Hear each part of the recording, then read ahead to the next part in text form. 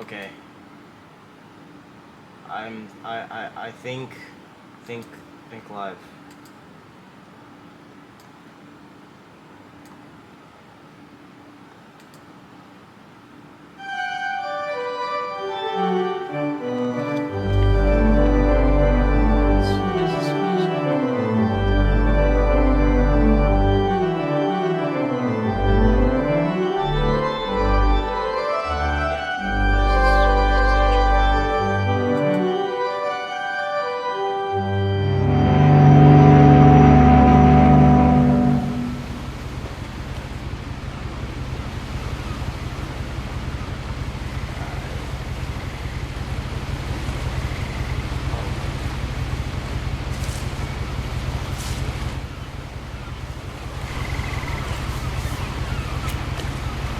A lot of this isn't going to make sense to you, and I'm sorry about that.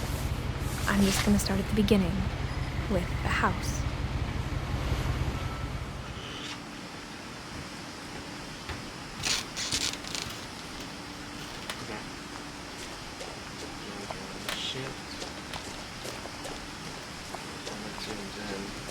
I lived here until I was 11, but I wasn't allowed inside half the rooms.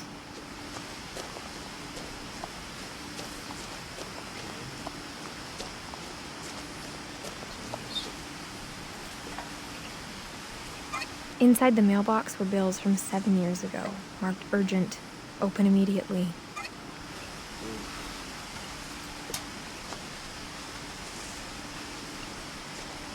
I hadn't been back since my brother Lewis's funeral.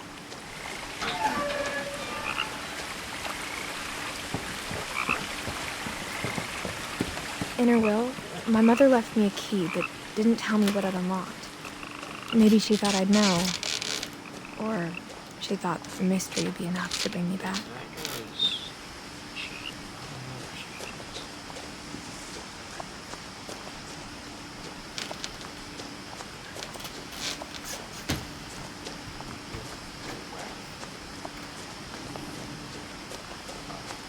No one had driven this way in a long time, but I saw a few hoof prints.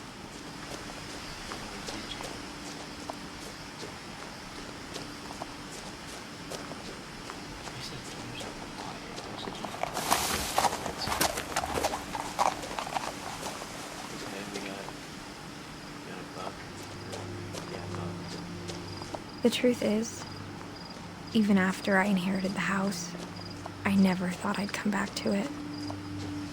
But now I had questions about my family that only the house knew the answers to.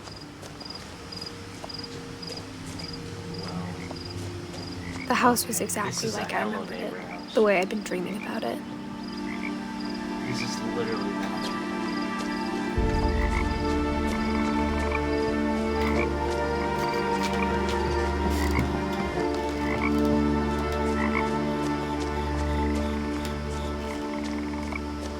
As a child, the house made me uncomfortable in a way I couldn't put into words.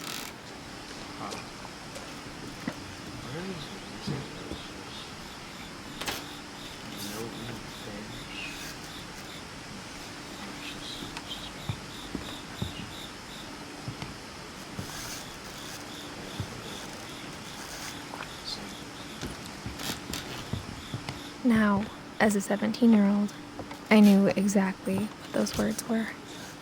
I was afraid of the house. I hoped the key might unlock the front door. It didn't. Huh. Well, that's great.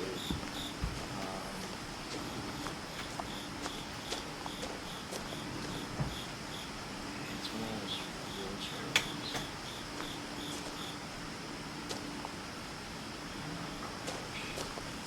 Shift it.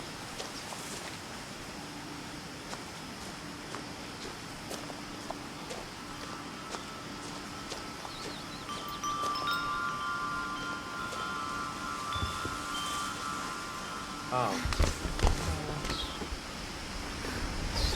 Crawling through the doggy door used to be a lot easier when I was 11. There's one way to get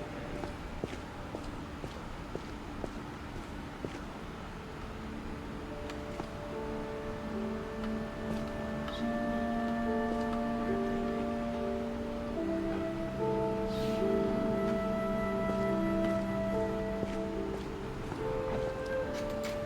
The power had been turned off the night we left.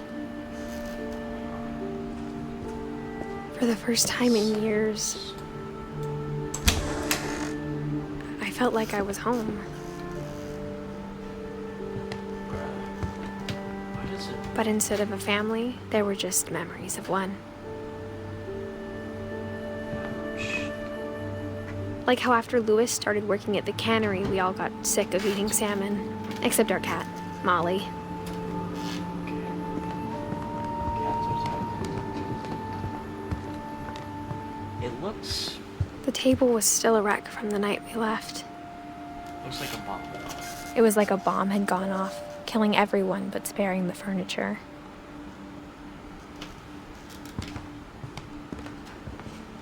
Nothing in the house looked abnormal. There was just too much of it, like a smile with too many teeth.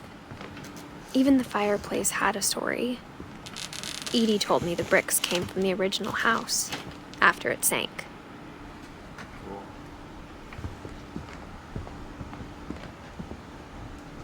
Mom always told me to stay out of the basement, so I wasn't too surprised when the key didn't fit.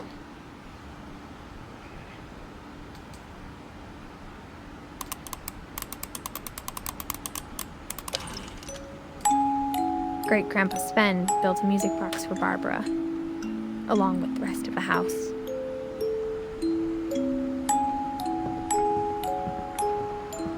That's the kitchen.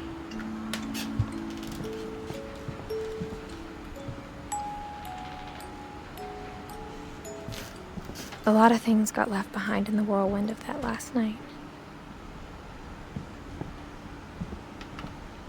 Wait, that's the thing in the garage.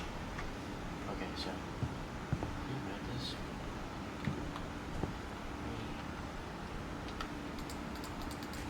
That sucks. After Milton disappeared, Mom sealed up all the bedrooms. Then Edie retaliated and drilled peepholes. Huh.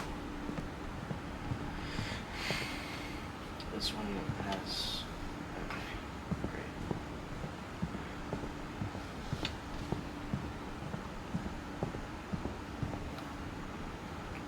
Are they all just gonna be locked or?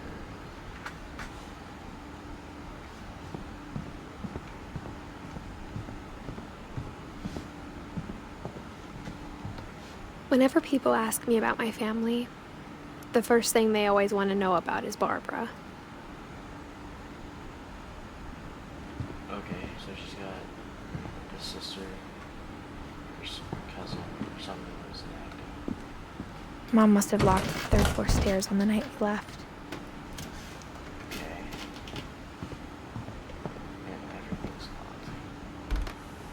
Oh, we can look. Barbara through was a child star for peepholes? 2 years, until America grew out of it. Oh, I thought. Does she have a life-size, like, faithful costume or something? Rubies. The last time I was in Edith Sr.'s room, I was 10 and she was painting my portrait. Okay. What's in here? Great. As a kid, I just assumed every house had peepholes and sealed rooms you weren't allowed inside of.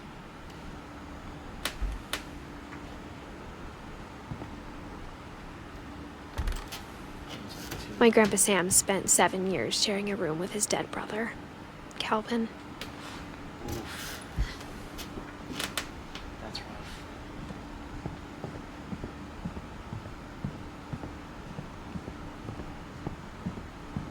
Oh, an open door. I spent a lot of time playing in Great Uncle Walter's room. Okay. I think my mom sometimes regretted not sealing it up. Got the fish.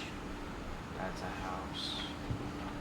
Lewis told me there were secret passages, but I never believed him.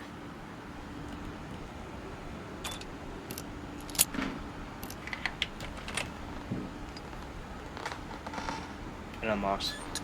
Turns out, my mom was really good at keeping secrets. Huh.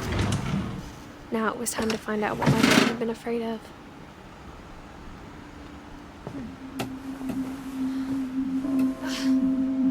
From the paintings on the wall, it was clear my brother Milton had been here before me. Okay. Reading this, maybe it sounds like I had a plan, but I had no idea what was behind that door.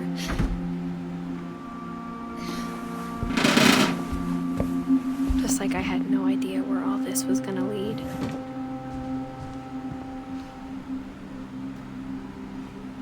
Is this? I grew up looking at Molly's room through the peephole. Molly's gerbil had a tiny bedroom with its own even tinier gerbil cage.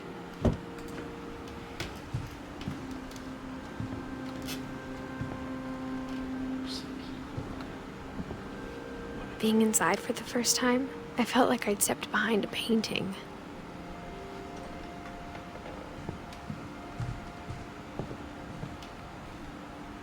Object. December 13th, 1947. Dear Diary, I'll be gone soon, but I wanted to tell somebody about what's gonna happen. It started when Mom sent me to bed without dinner. I woke up and I was starving, so I looked around for something to eat. You gotta eat the gerbil. The gerbil food was dry, but I didn't mind it. Okay. You need the fish.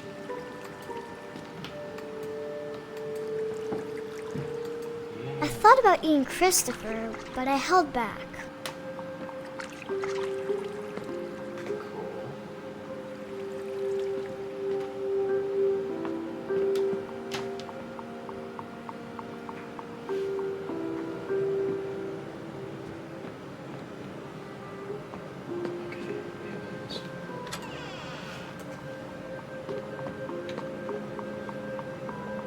I kept eating and eating.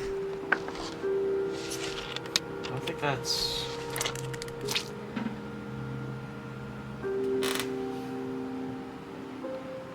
I ate a lot of things that night. Yeah, I think those are poisonous.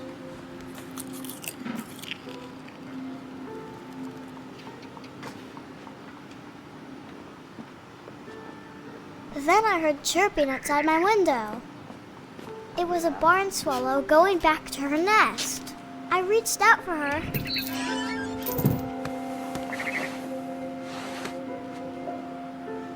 And suddenly, I was a cat. The little girl is tweaking.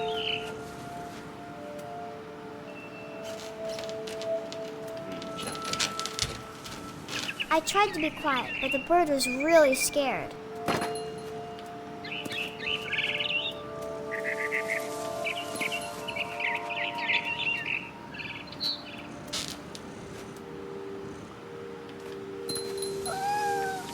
Mom and Dad didn't even look at me.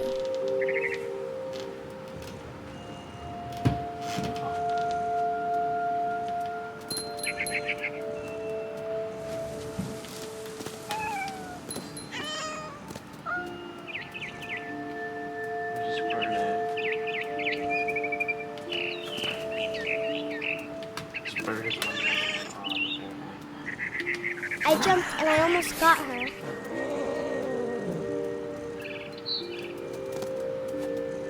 I could tell she was getting really tired. Where'd she go?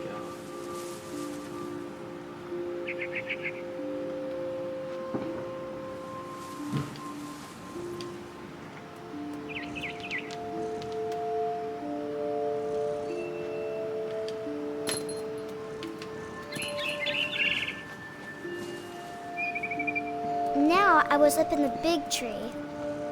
I promised Dad I wouldn't climb it anymore. All I cared about was eating that mama bird.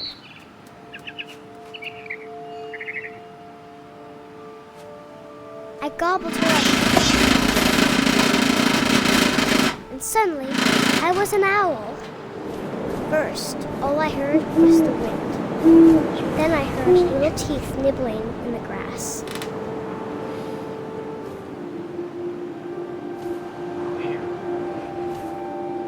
Where do you hear this?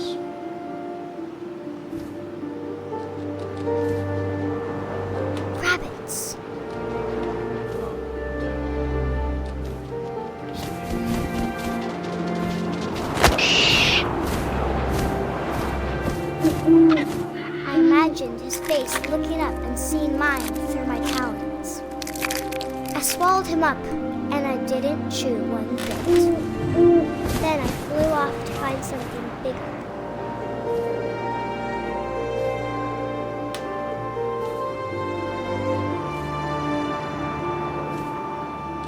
A mama rabbit.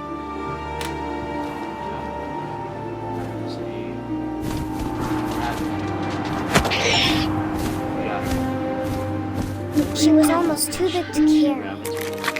I started choking, but I couldn't stop eating. And suddenly, I was a shark.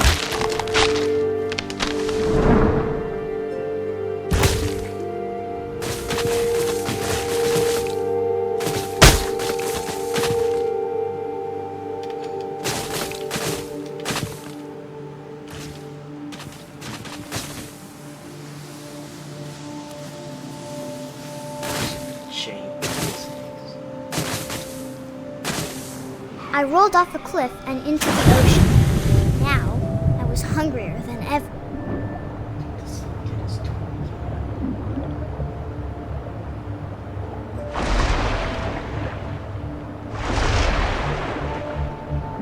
I wanted fat, juicy seeds. I tore off her flipper, and it tasted really good.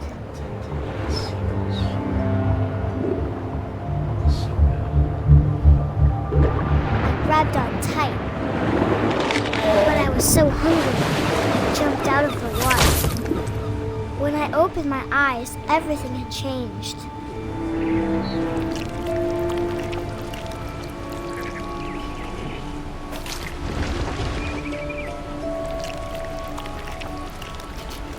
Now I was a monster, and I smelled people everywhere.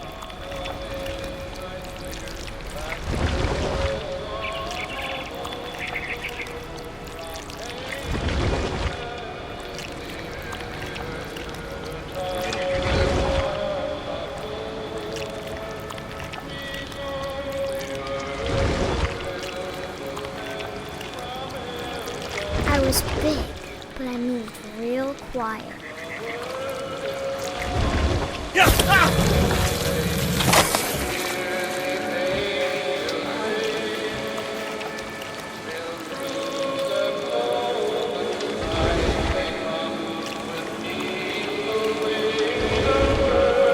I wanted to stop, but also I didn't.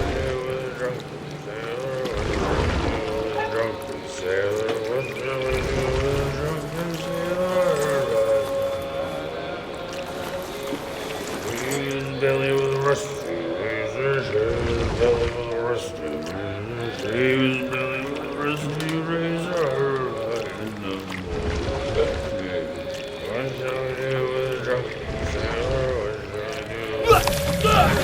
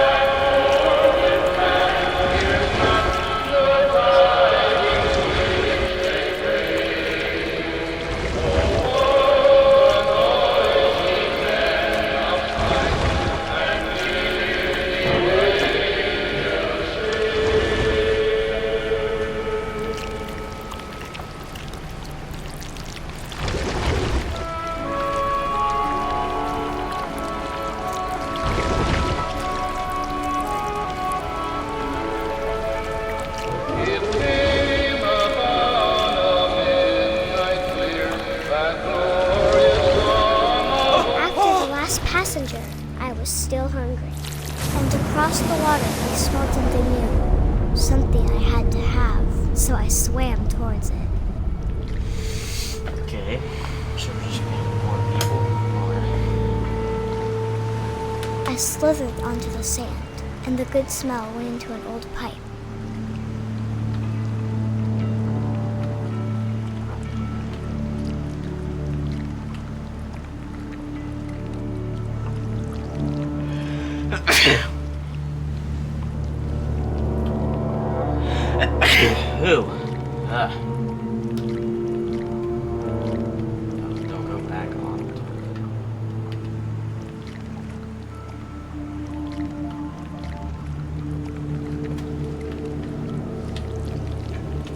got closer and closer.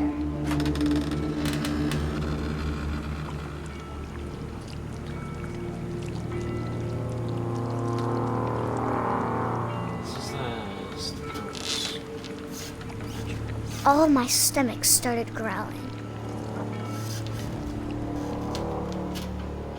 And suddenly, I was me again. I held my breath for a long time, but I couldn't hear anything. I think it's waiting for me to fall asleep.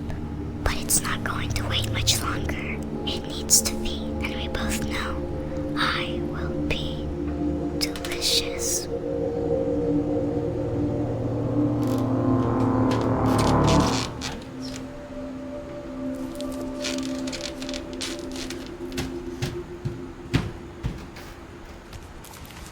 Little girl is tripping. I'm not sure if I believed all of that, but I'm sure Edie would have.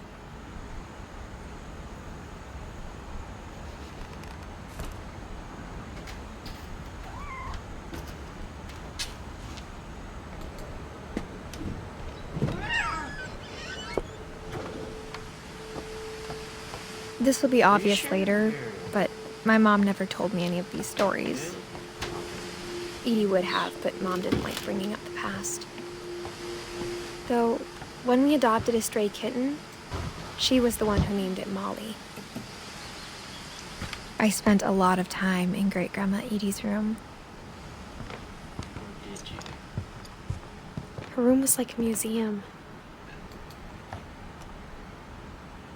For 500 years, the finches have been famous throughout Norway for their fortune and misfortune. Odin Finch buries the latest victims of the family curse, his wife Ingeborg and their newborn son, Johan. On January 7th, 1937, he set sail with his family and his house, hoping to leave the curse behind. But 40-foot waves off the coast of Washington send the house and Odin to the bottom of the sea. Odin's daughter Edie, with husband Sven and baby Molly, step ashore on their new home, Orcas Island. Odin Finch is the first to be buried in the new family cemetery. His daughter Edie is already dreaming of a new Finch house.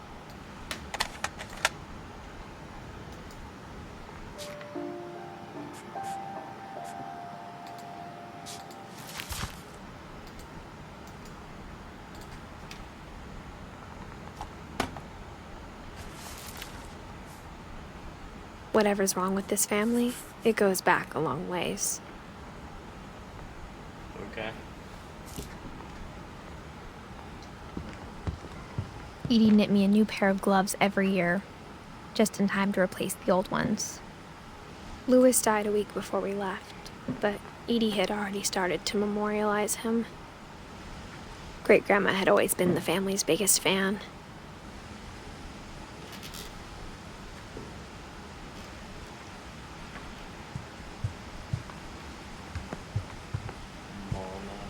Edie gave a big interview about a mole man living under the Finch house. My mom was furious. Okay.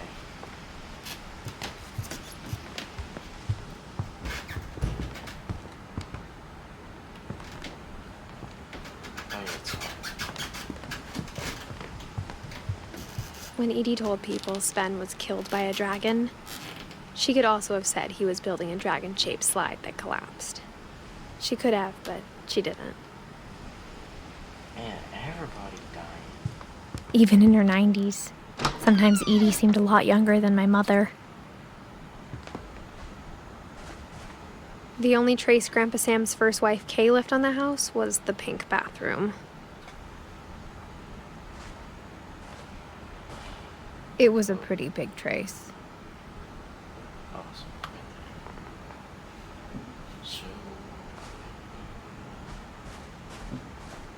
just this.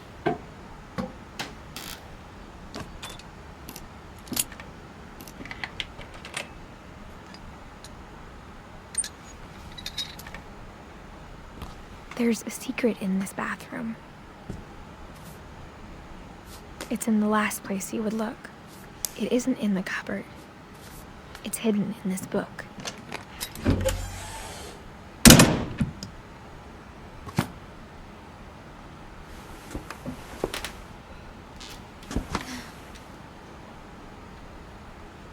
Okay, so we got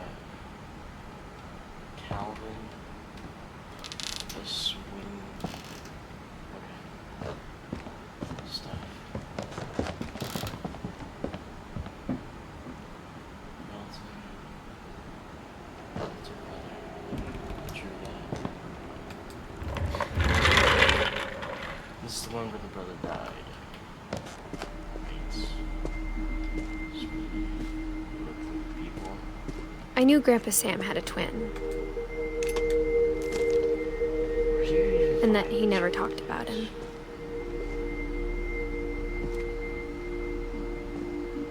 I guess my grandpa didn't like history any more than my mom did.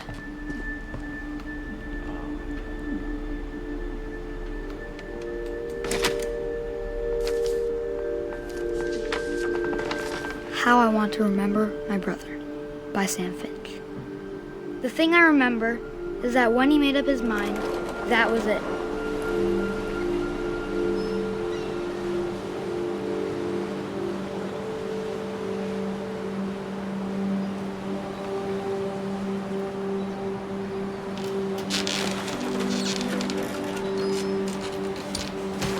Okay, what's wrong again? My brother said he'd die before he ate another mushroom. And he did. At Barbara's funeral, we swore we'd never be afraid again. And he wasn't. I think Calvin always wanted to fly. Sam! Calvin! Dinner's ready! Coming! But that day, he finally made up his mind to do it. Why would you put a swing on? I told him going around was impossible. Maybe if I hadn't said that, Calvin! I'm not gonna tell you again! maybe if the wind hadn't picked up, then maybe he'd still be here. But I doubt it. I think he'd already made up his mind. That's what I want to remember about my brother.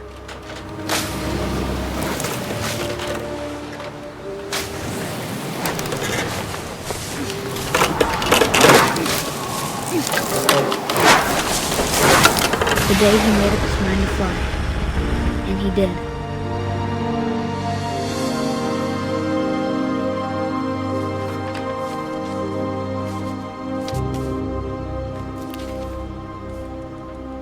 Calvin's story felt strangely familiar. When I was younger, I remember trying to do the exact same thing.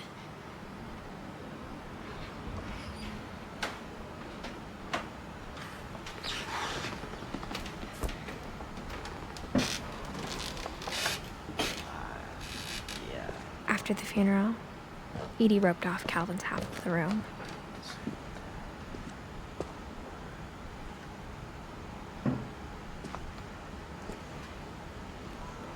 Mom said Grandpa Sam enlisted at 18 and never set foot in the room again. I mean, can you really blame him? That's cool.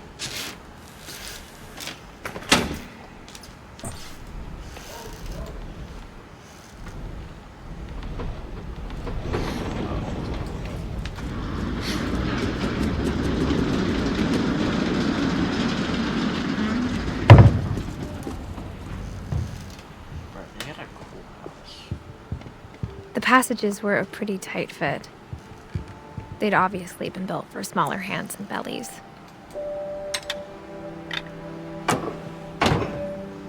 Okay, that's cool. What's over here?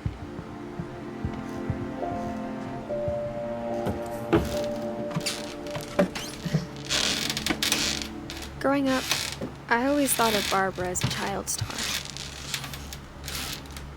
Oh, it's a cardboard cutout. I never thought about how hard it must have been for her afterwards. You just take it.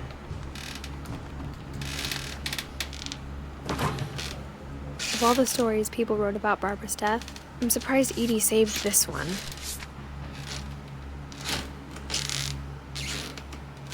Old Jack here with another ghastly tale inspired by America's most unfortunate family. I'm calling it The Surprise Ending of Barbara Finch. As a child star, Barbara was famous for her scream. Now at 16, she was all washed up. A has-been. But in a lucky break, she'd been asked to perform her signature scream at a local convention for monster movie fans. It was just the boost her career needed. Unfortunately, the scream hadn't aged well. Getting better. I think you just need the right motivation. Her biggest fan and current boyfriend, Rick, was about to demonstrate when... Now that was a great scream. It was Barbara's father, Sven. He'd slipped into a table saw and had to be rushed to the emergency room. So Okay. Barbara got stuck babysitting her youngest brother, Walter. Her convention comeback was cancelled. Okay, I'm hearing frustration, but I'm not hearing terror.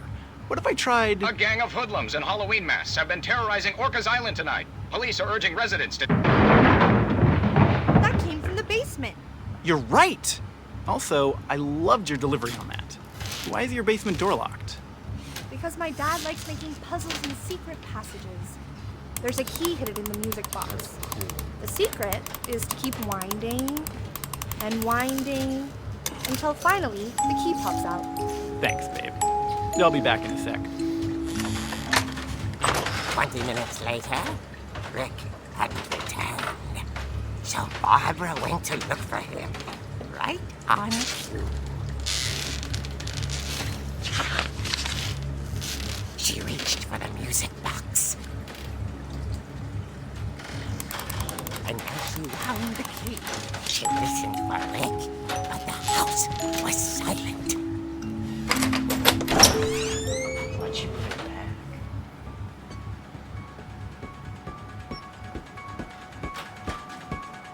Halloween music is crazy.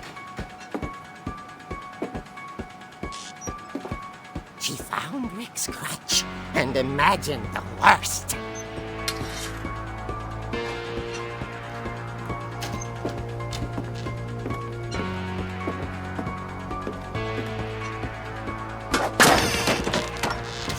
The gang's leader is the infamous Hookman killer, Dr. Carl Hamill, who impaled and then ate his family 10 years ago tonight.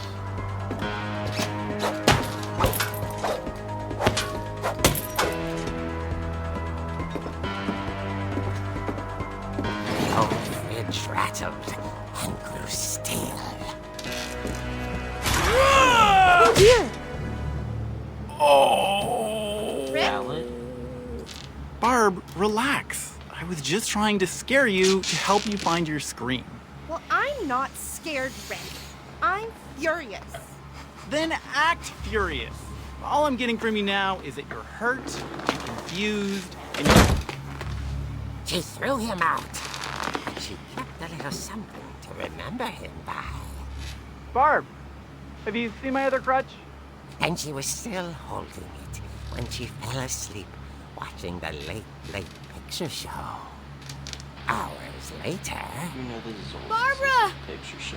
Walter, what's going on up there? Ah!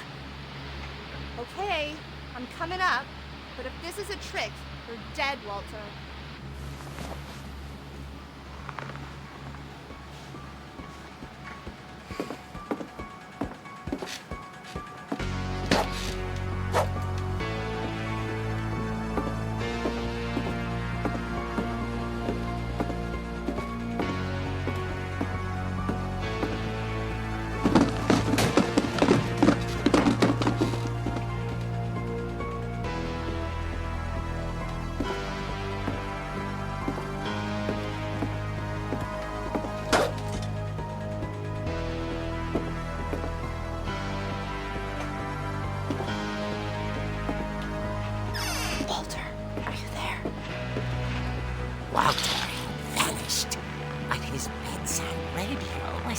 on. Orcas Island police describe the man as 6 feet tall, with a steel hook for a hand. Residents are urged to lock all doors and windows and notify the police of any suspicious activity. Barbara turned, saw the hook man, and was speechless. He was quite smashing.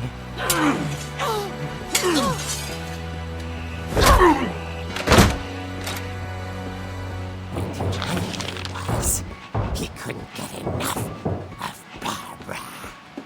Okay, Barbara, there's gotta be another way out of here.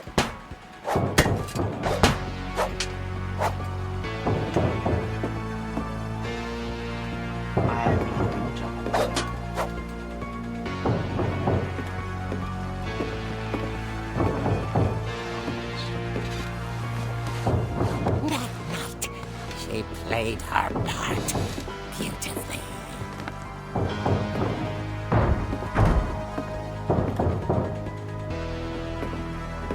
Molly's door hadn't been opened in years. The hinges groaned.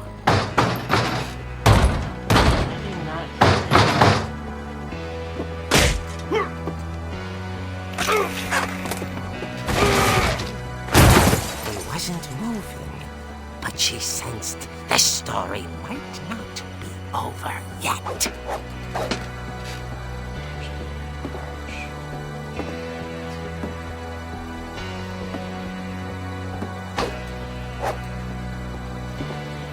I mean, she died somewhere.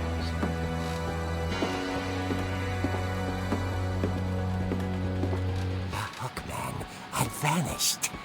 She listened for his breathing, but all she heard was...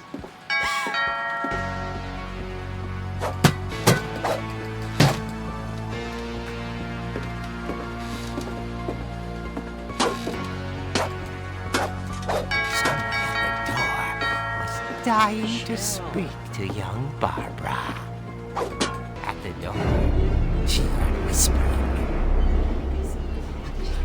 It was coming from inside the house.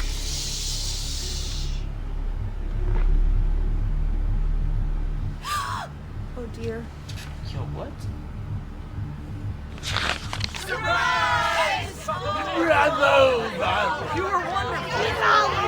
The monsters had come to surprise her.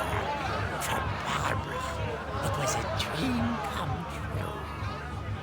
Then she saw what kind of monsters they were, and she realized what was about to happen. That's just a dude. She was going to be famous. And with her final breath, Barbara Finch gave the performance of her life.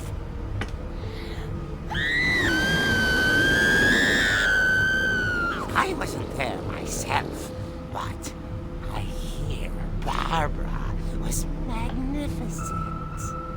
Poor girl. She had a taste for stardom. But unfortunately, so did her fans. Of course, the police blamed it all on poor Rick, who disappeared the same night. And little Walter, hiding under his bed the whole time. He took it all pretty hard, but that's another story. As for Barbara, tucked inside the music box is all they ever found of her. Her ear. Now that's what I call a real eerie tale.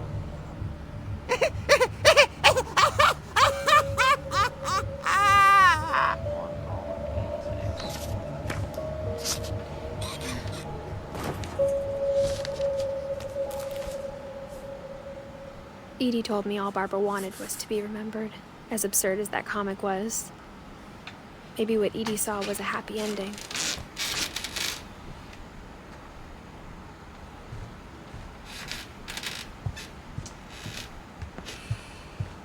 Oh, we gotta do this.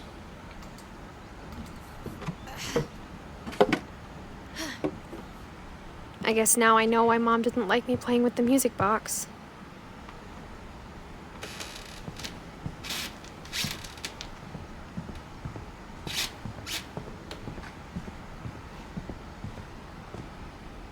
still gonna write the chair.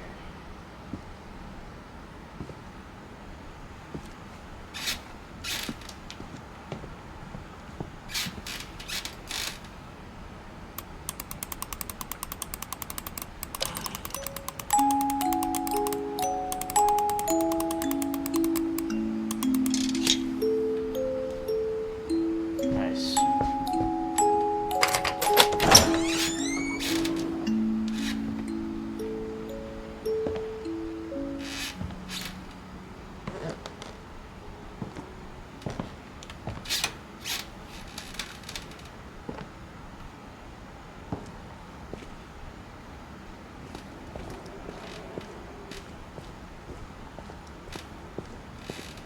Mom said the basement was off limits, unless I wanted another tetanus shot.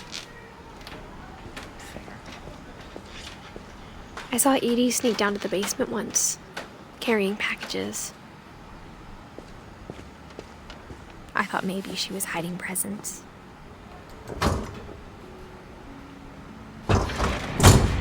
It turned out she was hiding a lot more than that. Bunker?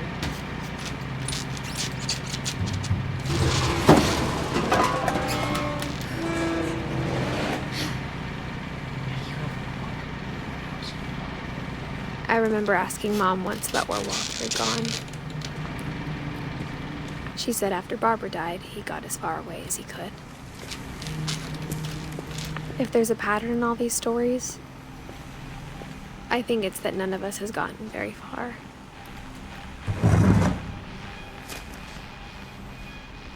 Goodbye, everyone. I can't believe I've been down here for 30 years. On that first day, after the shaking started, I didn't think I'd survive a week.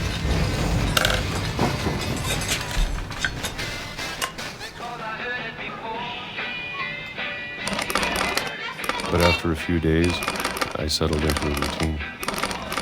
That's what kept me sane. Having a schedule, living for today. I always expected to be dead tomorrow. But if you wait long enough, you get used to anything.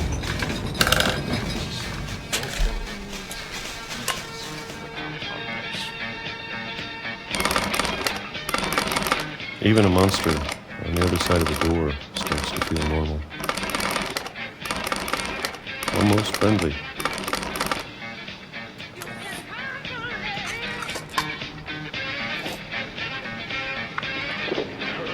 And then one day, everything just stopped. Whatever that thing was, it was gone. Maybe it got tired of waiting. Or maybe I just got tired of being afraid.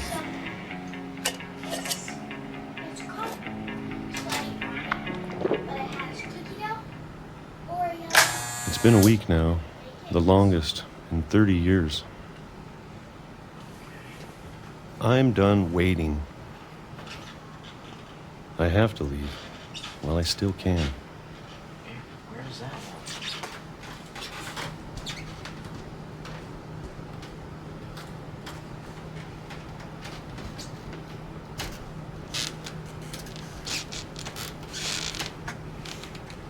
Oh.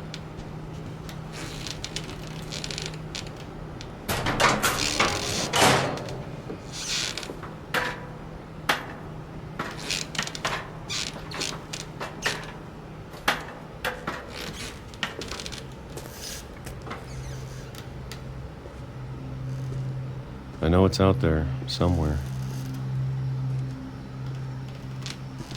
Whatever killed Barbara. Oh yeah. And Molly. And Calvin. Is he John Wick? Maybe this is all a mistake.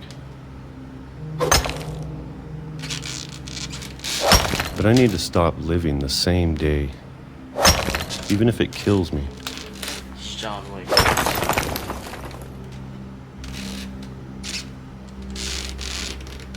Whatever's out there, I want you to know I'm ready for it. I'm going to appreciate all of it, especially the food.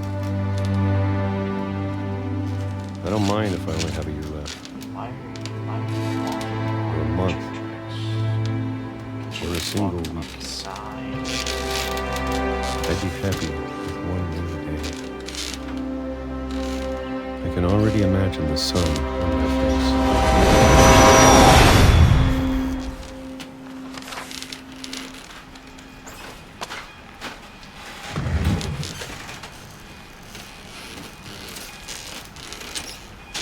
Walter died when I was 6. I can't believe my mom never told me he was down here.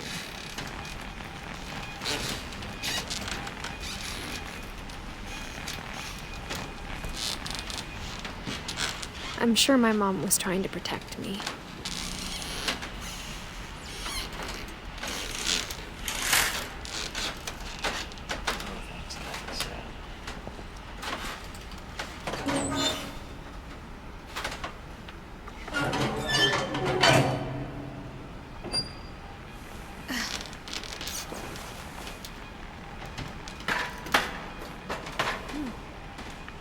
Maybe she was afraid I'd end up like Walter.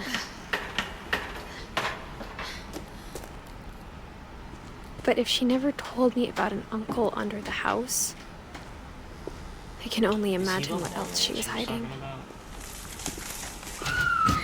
I don't want to make the same mistakes she made, trying to bury something that's still alive.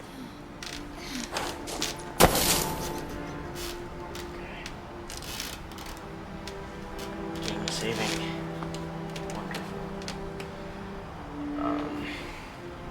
What's that saving? Now that there's only one of us left, or maybe 2, I thought it was time I heard the stories for myself and found out what happened to everyone else. But now I'm worried the stories themselves might be the problem. Maybe we believed so much in a family curse, we made it real. Ouch. It's like putting cars on somebody's cross that they died in a car crash.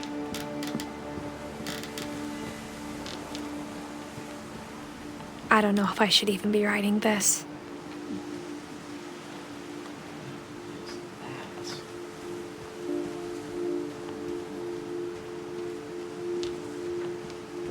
Maybe it'd be better if all this just died with me.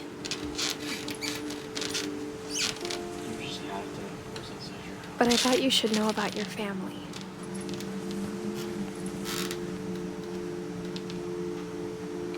What's that? And the history you're a part of. Is that the house? Though to be honest, I feel as lost as you probably do right now.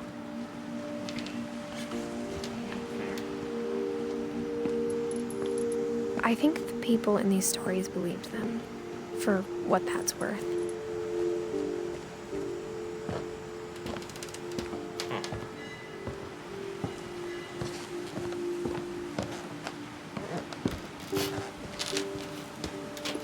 And when you look at the house, that history of imagination and stubbornness and madness, any of it seems possible.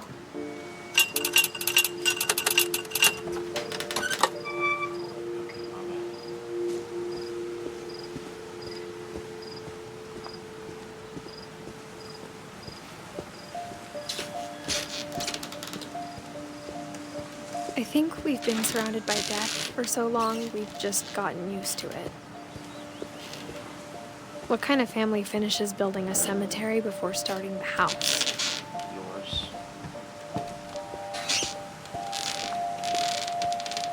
It's embarrassing for me to admit this, but the pet cemetery made me more uncomfortable than the human one. 3 of the gerbils are mine, and 2 had been my fault. Dang, bro. Sven built the house, but it was Edith who designed the cemetery.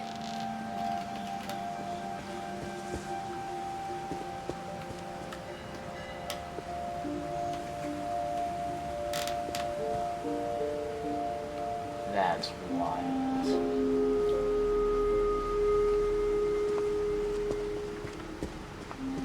I'm sure Odin's monument had been Edie's idea. My mom was always trying to move on, but for Edie, the past never went away. Yeah, that is a house.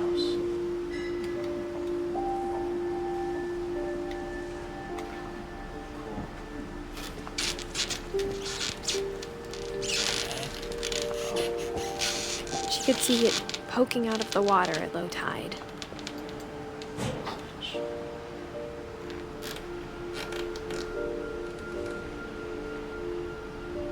Edie said she dreamed about the old house every night. I was right. It is the old house.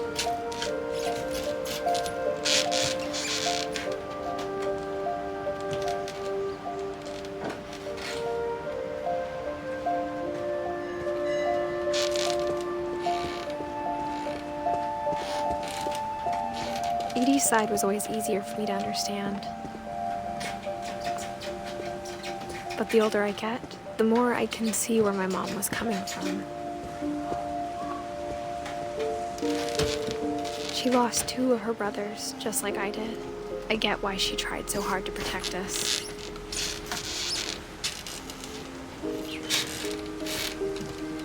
There's so many things I wish I could ask my mom now. Part of me thinks this is what she wanted all along. We never For me found to come Mommy's back body, someday. so my mom insisted we were putting Find up a everything monument, out for not myself. a tombstone. Someone with a tombstone, someone here. Interesting.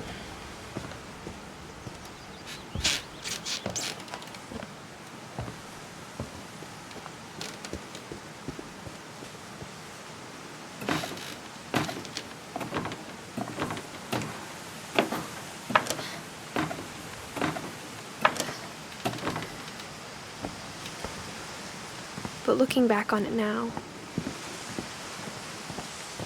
if she told me there was going to be so much climbing, I never would have come when I was 22 weeks pregnant.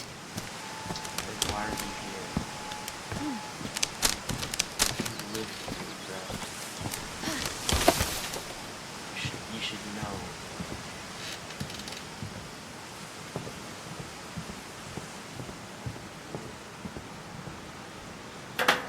I never met Grandpa Sam, but I think he and my mom had a lot in common.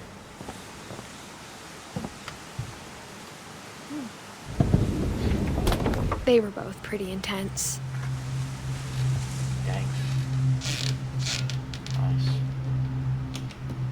Sam spent his life shooting photos, but Mom said he got nervous being in front of the camera. I guess we're all afraid of something.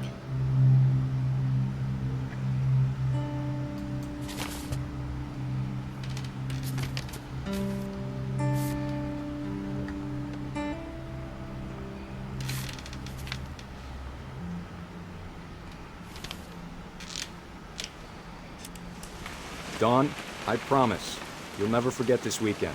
Yes, sir. These memories are gonna last a lifetime. Perfect. Am I gonna have to shoot anything? It's gonna rain the whole weekend, isn't it? I will never forget this weekend, Dad. Okay, got it. I'm gonna take some pictures, okay? Just be careful. The camera's older than you are.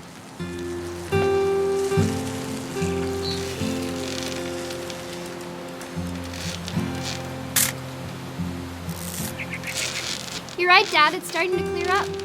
Still freezing, though. Definitely should not have drunk all that coffee. Hey! That's a keeper. Nothing quite like being outside. I'm just saying, I'm not always gonna be here, Dawn.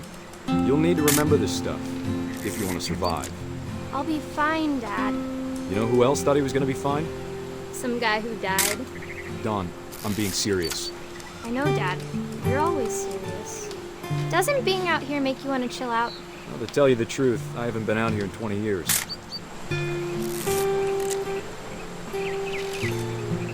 Dad! Good eyes, Dawn. Before you take the shot, let me get a picture of it.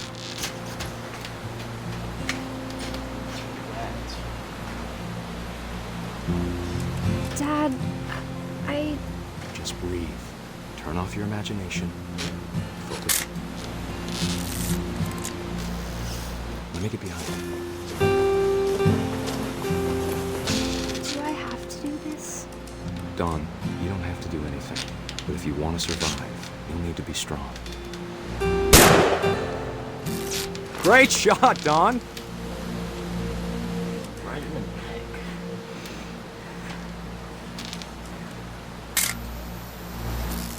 I'm proud of you, Dawn. Always remember that, okay?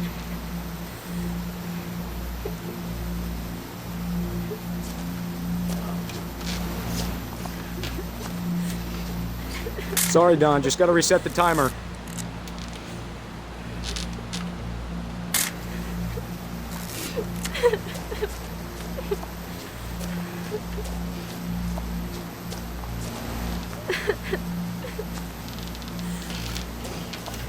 Dad, it's twitching. I think That's it's totally so... normal, Dawn. Just focus on the camera. Try not to think about... Dad! He was not dead. Can't confirm.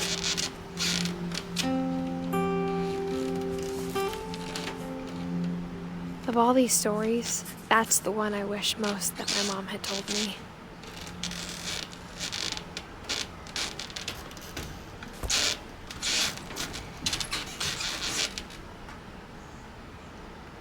Can we get a gun?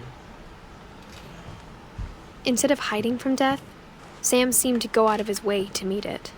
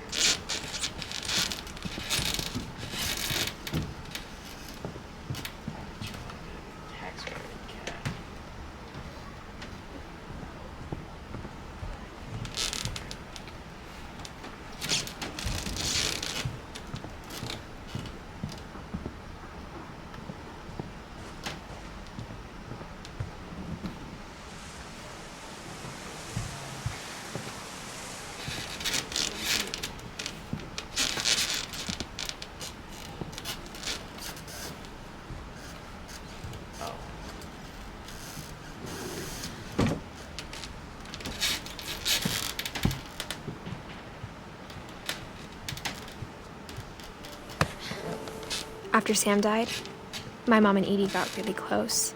They'd both lost a lot. Is that a baby gate?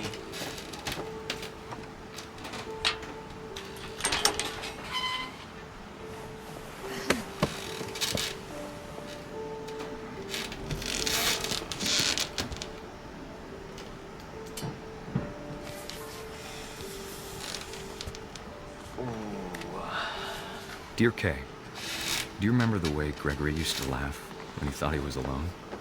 Like something funny was happening, but only he could see it.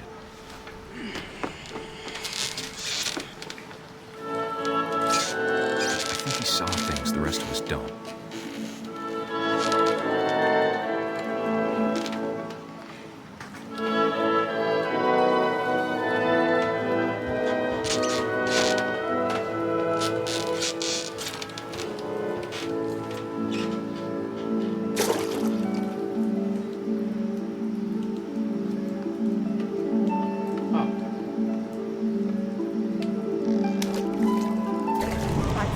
Gregory, it's time to... Hold on, sweetie. Hello? Sam, I told you I don't want to talk right now.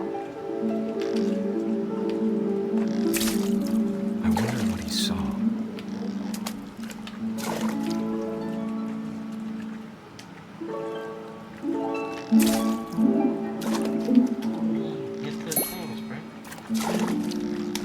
What his world was like. He reminded me so much of Calvin. Lost in his imagination. Whatever it was, he saw him.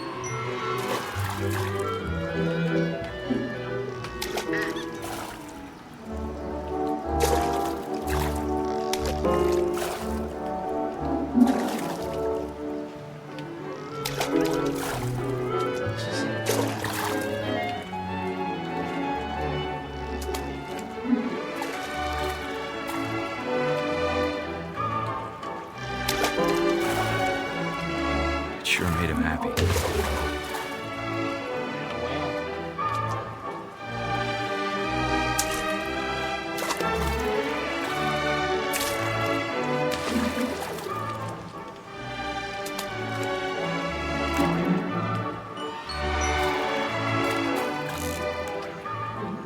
I know how silly it sounds.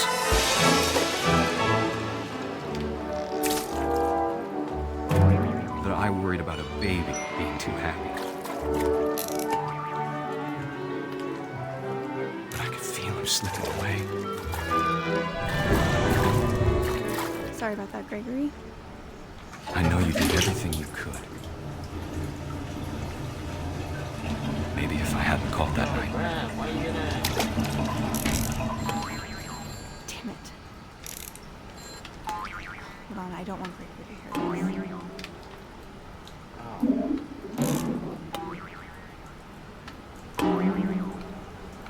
I wish he could have told us about the world he saw.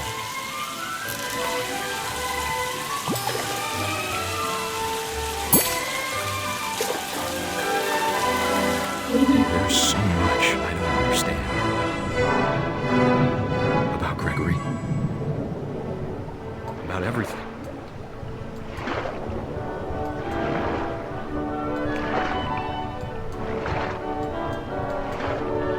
But I know what happened wasn't your fault.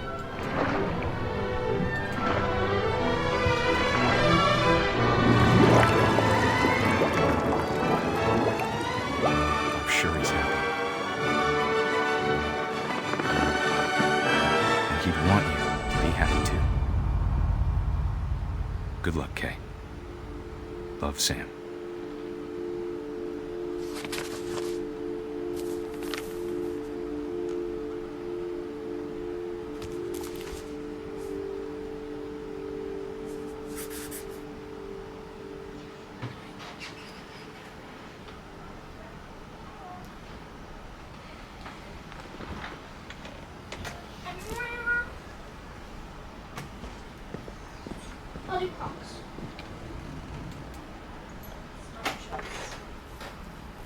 A poem for Gus, who always said the wedding was a bad idea.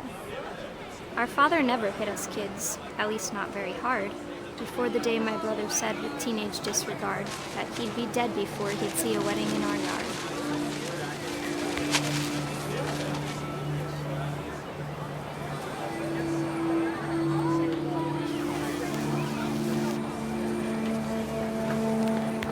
My father made him come, of course, but Gus stood far apart, just flew his kite and bottled up the storm inside his heart.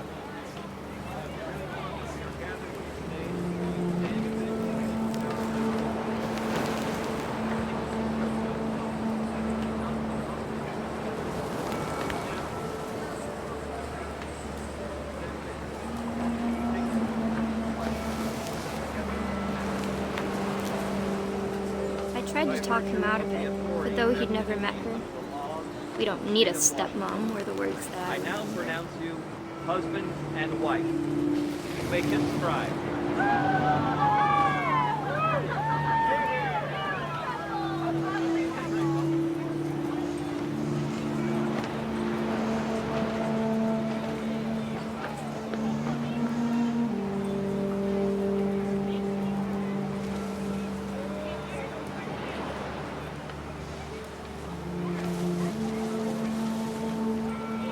When the time for photos came, Dad ordered him to come here. But Gus declined, and as a sign held up his middle finger.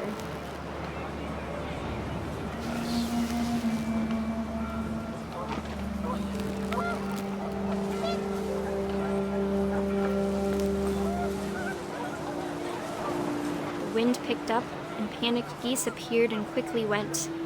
But all the humans did that day was go inside the tent.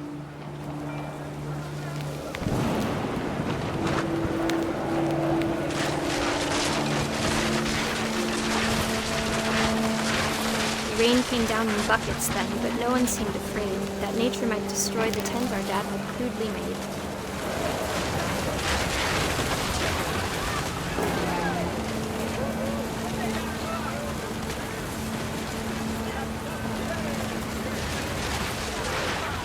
The thunder sounded much too close and full of angry power. But all my father said to this was, "Make the music louder."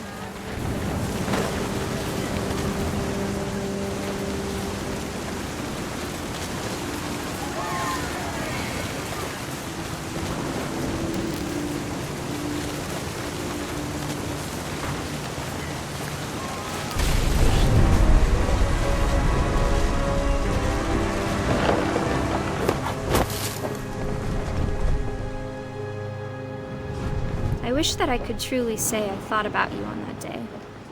Out there on the beach alone, just you, the wind, the sea, and foam. But I didn't. Until we found you. So we died in a storm. I can't imagine my mom ever writing poetry, and yet... But...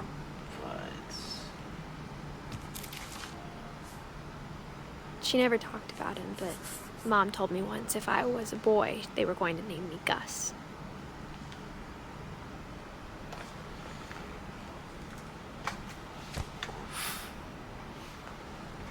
That baby bonus.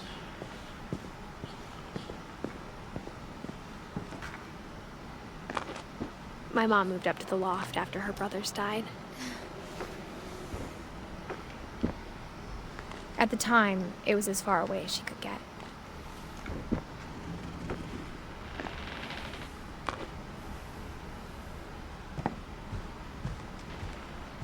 She spent a summer building houses in Calcutta, where she met my dad, Sanjay. My mom moved to India a week after graduation and got a job teaching English.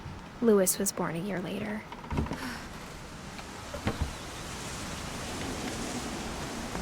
When my dad died, I don't think Mom knew where else to go. I'm sure Edie was happy to have her back. The house had to get a little bigger, but Edie was used to that. And for a while, things were good, almost normal, but it didn't last.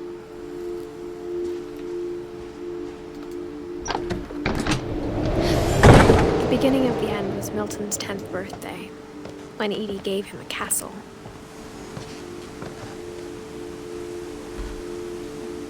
After Milton disappeared, the only thing he left behind was a room full of paintings.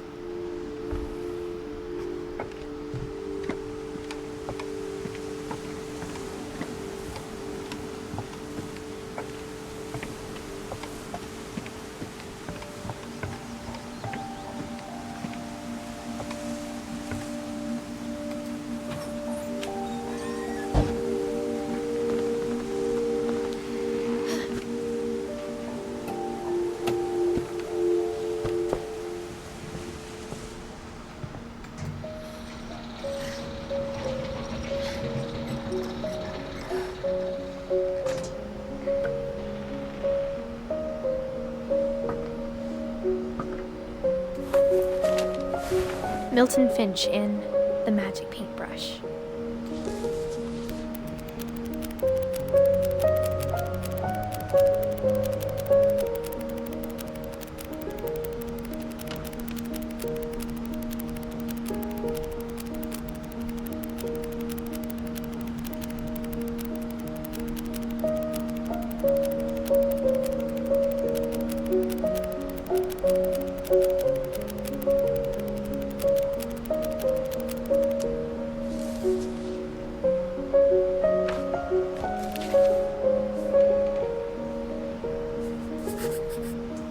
I was 4 when Milton disappeared.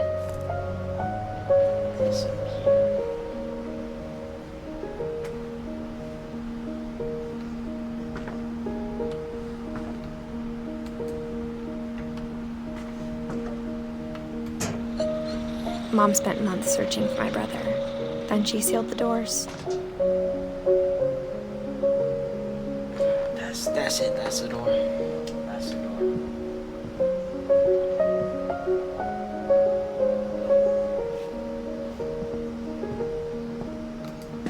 Whatever Milton had found in the house, Mom didn't want it getting out.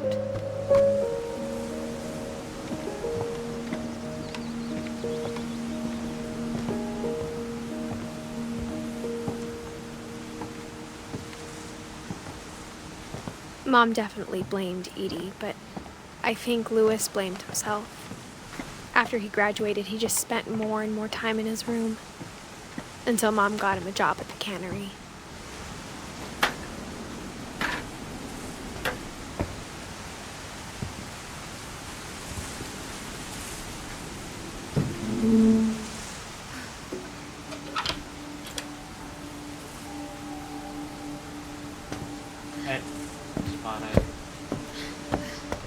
Louis's room smelled very, very familiar. That part of him lived on. Louis and I spent a lot of time playing games together, but he was surprisingly bad at them. He died a lot.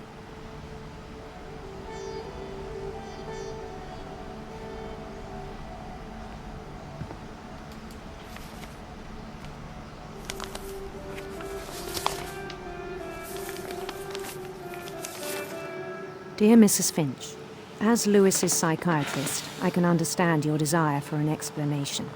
As I see it, the trouble began in January, shortly after we convinced your son to seek treatment for substance abuse. Newly sober, I believe Louis first noticed the monotony of his daily life.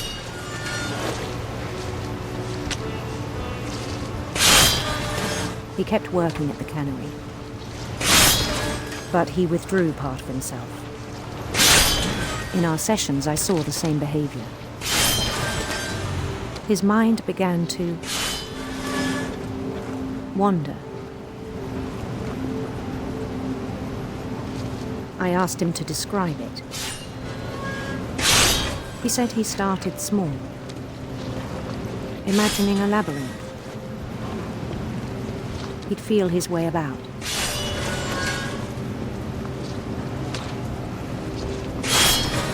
Then something moved. Bats. And toads.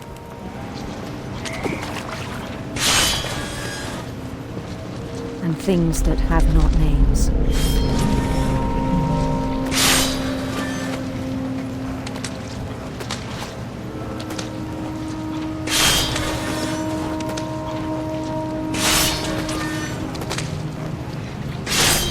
He knew it was all in his head.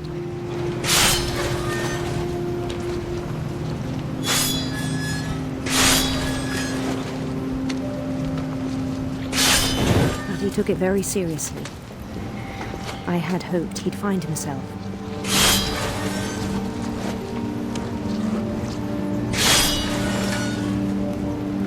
But he found something more.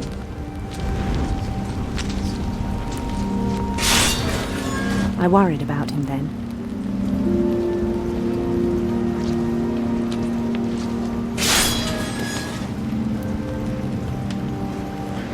Daydreaming at the cannery.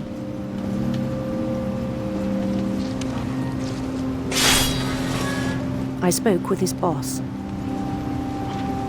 But he said Louis had become a model employee. Methodical, tireless, focused. Like a whole new Louis. So I let him go on.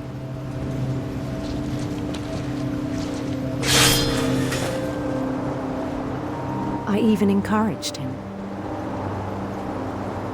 It seemed very promising at first.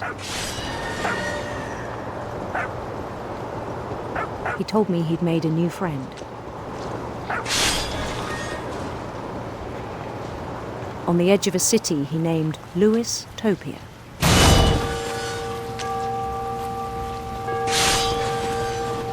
He built the city up slowly, brick by brick. Then he made musicians.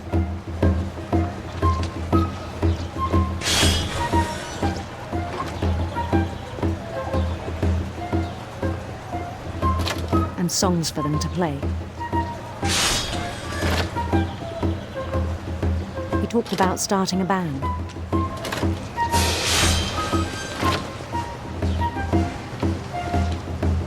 And he was always humming something. Every day his imagination grew stronger.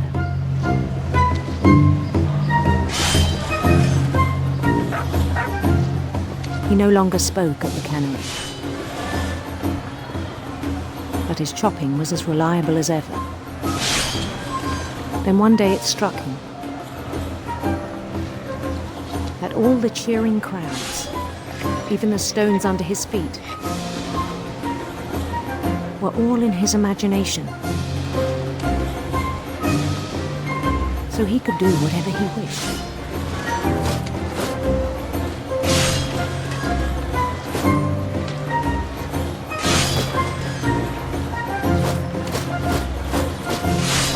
He held an election for mayor. And he won. They begged him to stay, but his mind was already wandering. It became a game for him.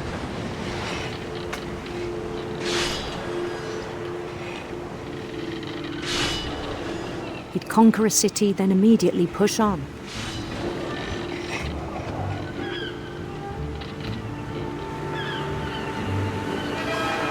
New Louisville.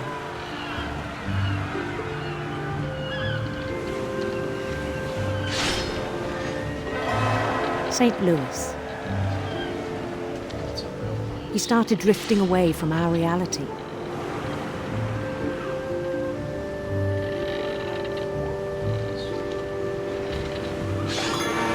Minneapolis. Until one day he forgot to go home from the cannery. Even as his mother pleaded with him, part of Louis kept sailing on.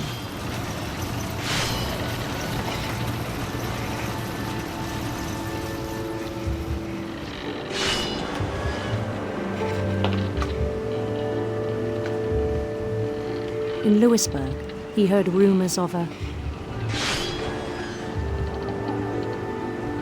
handsome queen.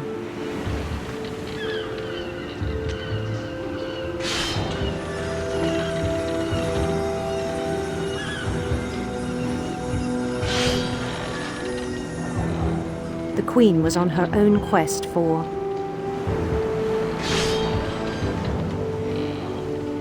sinister serpents.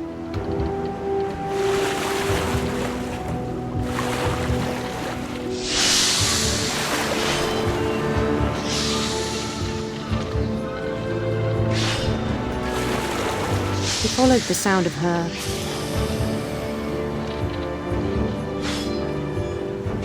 electric sitar.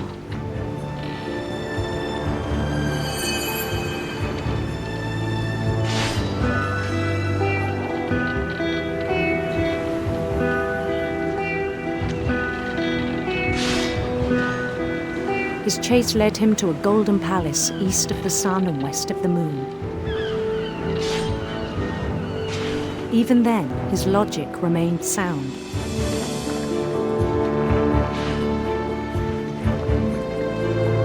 He knew the world was all in his imagination.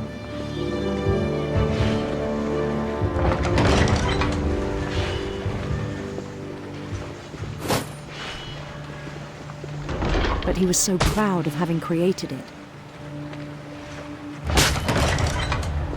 In his own eyes, he'd become something greater than a king.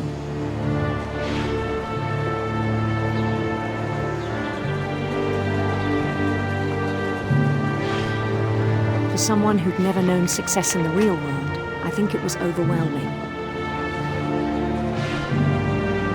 And then it struck him that the real Louis was not the one chopping salmon, but the one climbing the steps of a golden palace.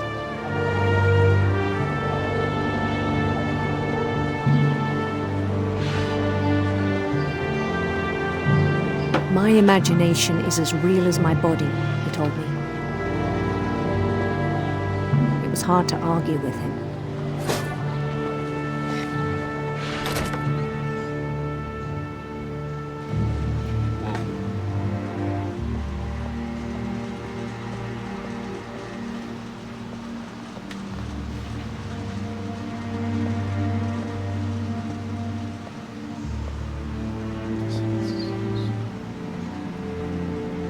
He began to forget the world we know.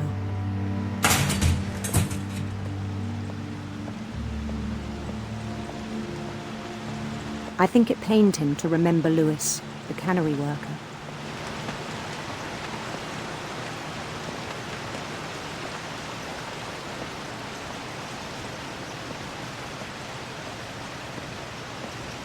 He began to despise the man with a royal contempt.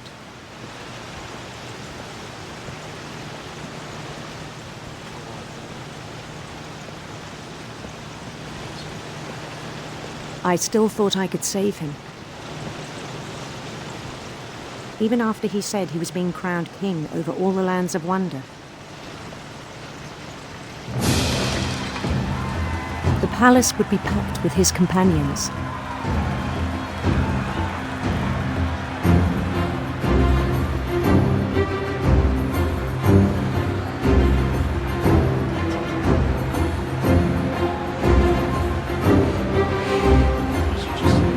Including the wise Calico who'd insisted on advising him.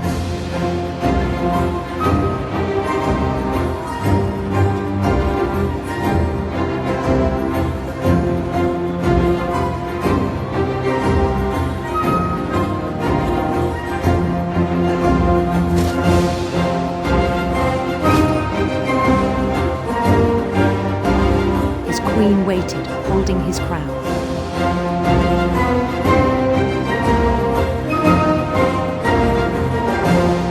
There was only one thing left to do.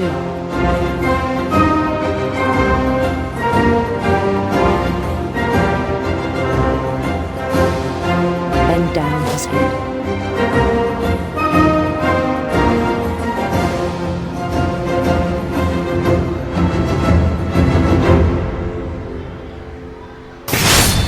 And the rest I think you know.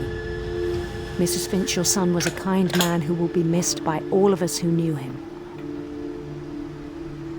Dang.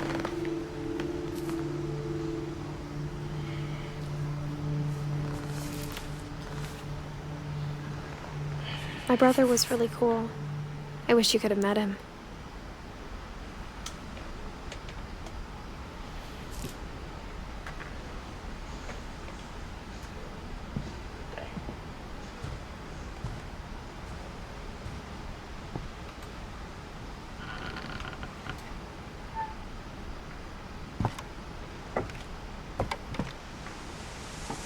On the way back from Lewis's funeral, my mom told me to start packing. She waited until the day before we left to tell Edie. I'm not sure if she wanted to make it easier or harder.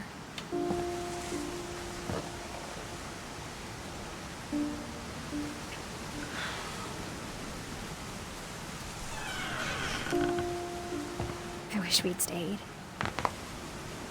But I understand why we left.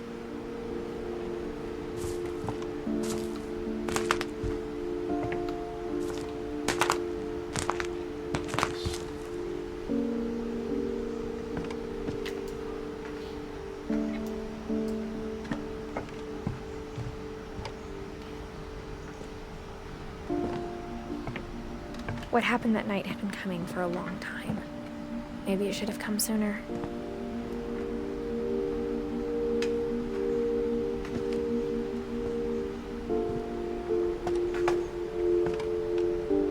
But it had to end one way or another. All that's left now is to tell you about that last night.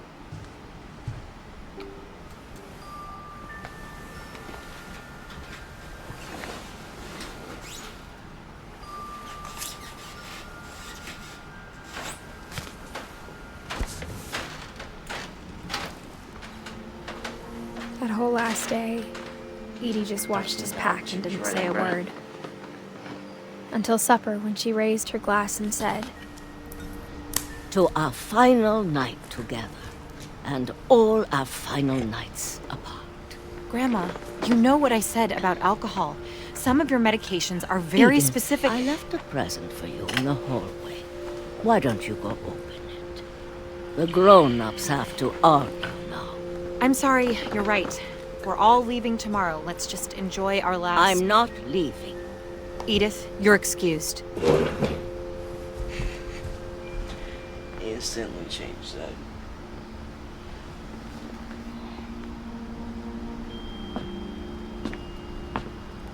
The power had been shut off that morning, but Edie always had plenty of candles. When my mom sealed the library, I don't think she knew about the other entrance, or that Edie had a key to it.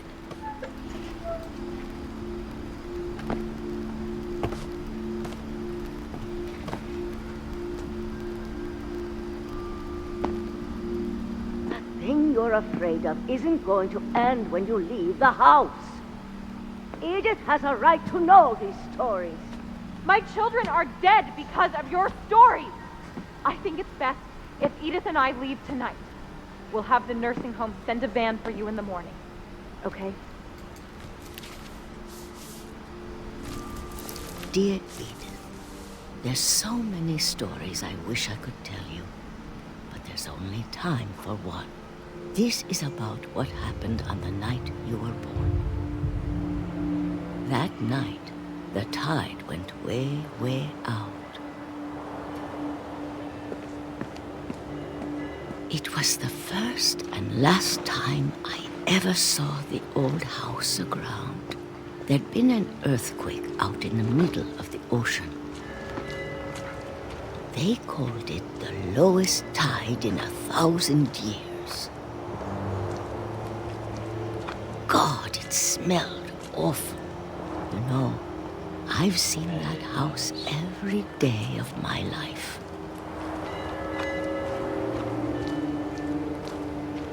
But I never thought I'd go back to it.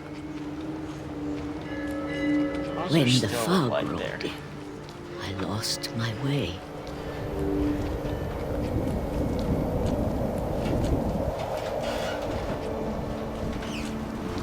I got turned around.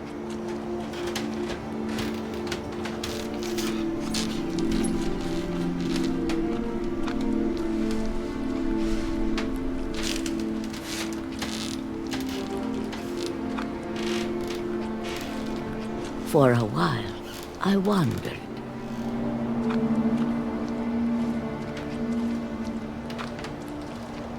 I started seeing things.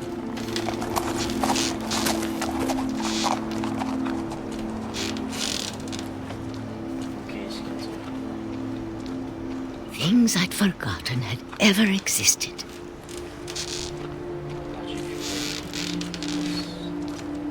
But when I saw them, they felt like old friends. That night, a lot of things came back to me. Or maybe I came back to them.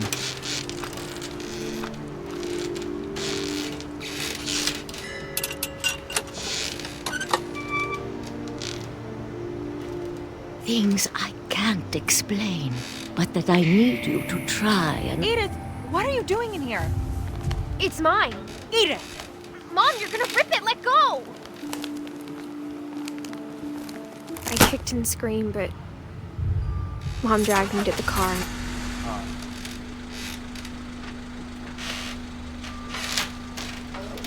I never saw Great Grandma Edie again.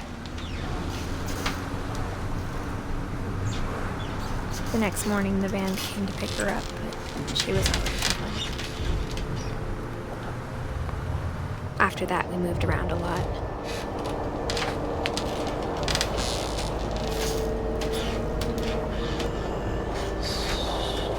We both tried to make the best of it.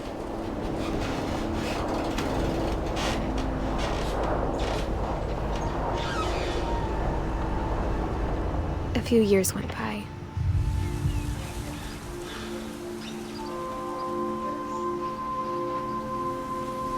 My mom didn't like to talk about it, but she started getting sick a lot. The rest happened pretty quickly. She got better for a while, and then she didn't. And then I was alone.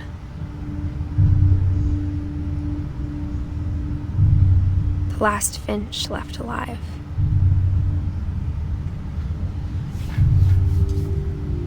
Until I found out about you. I'm still not sure what to tell you about all this. If we lived forever, maybe we'd have time to understand things. But as it is, I think the best we can do is try to open our eyes. And appreciate how strange and brief all of this is.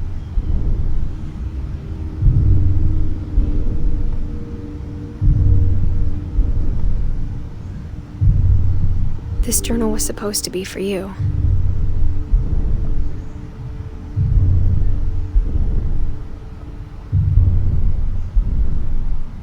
We all know where he's at.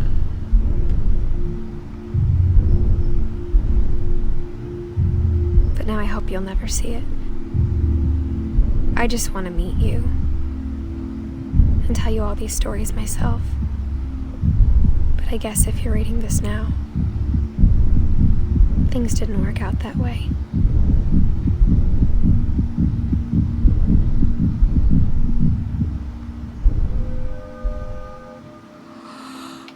This is where your story begins. I'm sorry I won't be there to see it. It's a lot to ask, but I don't want you to be sad that I'm gone. I want you to be amazed that any of us ever had a chance to be here at all. Good luck.